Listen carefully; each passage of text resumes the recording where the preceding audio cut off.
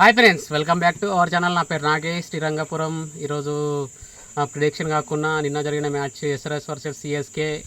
అసలు తప్పిదాలు ఎక్కడ జరిగినాయి, ఎందుకోసం ఓడిపోయింది ఎస్ఆర్హెచ్. మంచి హీటర్, భారీ హీటర్స్ ఉన్నా సరే 120 130 కూడా కొట్టలేకపోయింది ఎందుకోసం అని చెప్పి మాట్లాడుకుందాం. So first batting Chepauk stadium జరిగింది కదా, CSK versus SRH match number 46.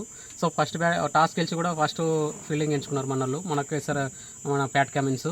So మనల్ని ఫస్ట్ ఇన్నింగ్ ఆడితే మంచిగా ఆడతారంట చెప్పి అందరూ తెలుసు. సో ఇతను ఫస్ట్ ఫీల్డింగ్ ఎందుకు ఎంచుకోరో తెలియదు. దాని తర్వాత పరుగులు కూడా బాగా ధారాళంగా ఇస్తారు. అందరు క్యాప్టెన్ వల్లే ఓడిపోయిందంట అని చెప్పి చెప్పుకోవచ్చు. ఎందుకంటే అతను ఫస్ట్ ఈ టూ మ్యాచెస్ లాస్ట్ 2 మ్యాచ్ ఓడిపోకన్నా ముందు, అంతకన్నా ముందు కెప్టెన్ మంచిగా బౌలింగ్ వేసిండు. ఈ లాస్ట్ 2 మ్యాచ్ నుంచి మంచిగా వేయట్లేడు, అందుకోసం చెప్పి ఓడిపోయింది. కన్సిస్టెన్సీ ఎవరి దగ్గర లేదు, బౌలర్ దగ్గర అయినా సరే బ్యాట్స్మెన్ దగ్గర అయినా. అది కుదురుకోవాల్సిన అవసరం ఉంది. లేకపోతే ఎస్ఆర్హెచ్ సెమీస్ కూడా వెళ్ళే అవకాశం చాలా తక్కువ ఆశలు ఉన్నాయి. ఎందుకంటే ఇంకా 5 మ్యాచెస్ ఉన్నాయి. 5 మ్యాచ్లో 3 మినిమంలో గెలవాలి.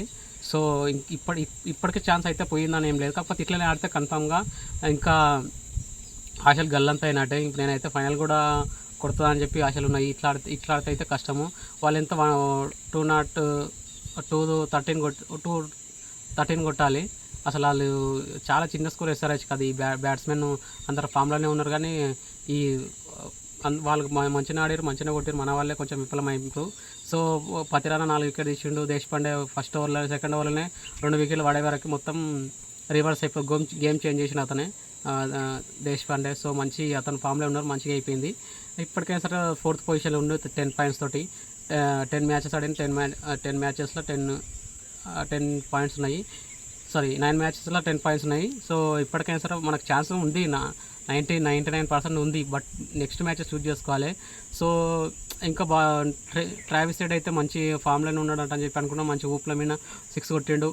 నెక్స్ట్ డే అవుట్ అయింది. వాళ్ళు సెట్ చేసి మంచి బౌలింగ్ ఎక్కడ వేస్తారు సేమ్ అక్కడికి క్యాచ్ వెళ్ళిపోయింది. అట్లనే మన అభిషేక్ శర్మ కూడా సేమ్ అంతే ఇచ్చిండు. అతను కూడా మంచి పాలలో కనబడ్డాడు. దాని తర్వాత అతను కూడా క్యాచ్ ఇచ్చి వెళ్ళిపోయిండు. సో వీళ్ళిద్దరు అవుట్ అయ్యారు అనుకో, ఎస్ఆర్హెచ్కి మంచి పెద్ద దెబ్బ పడుతుంది. నెక్స్ట్ వచ్చే వాళ్ళు ఫామ్స్లో లేరు.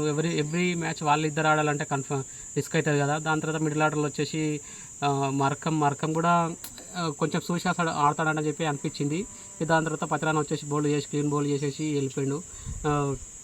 నితేష్ రెడ్డి కూడా మంచిగా కొంచెం చూసుకొని ఆడతాడు, ఛాన్స్ వస్తుంది కదా మన తెలుగుడు అని చెప్పి అనుకుంటే అతను కూడా కొన్ని బాల్స్లలో కొన్ని రన్స్ చేసి అతను కూడా అయిపోయింది.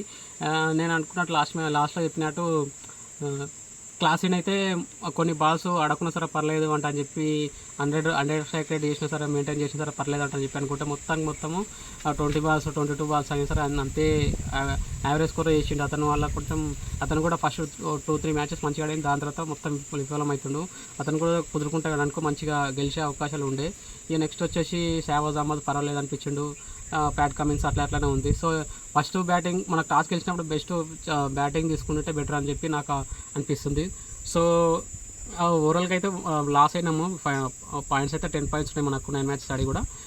స్ట్రైక్ రేట్ రన్ రేట్ కూడా చాలా తగ్గిపోయింది. మొత్తం 75 రన్స్ తోటి ఓడిపోయింది. కాబట్టి మొత్తం 93 పాయింట్స్, మొత్తం 0.02% ఉన్నది. అది అంత యూజ్ ఏం కాదు. కాకపోతే 16 పాయింట్స్ వచ్చింది అనుకో కన్ఫామ్. ఇంకా 3 మ్యాచెస్ గెలిస్తే కన్ఫామ్ ఎస్ఆర్హెచ్ ప్లే ఆఫ్కి అవుతుంది.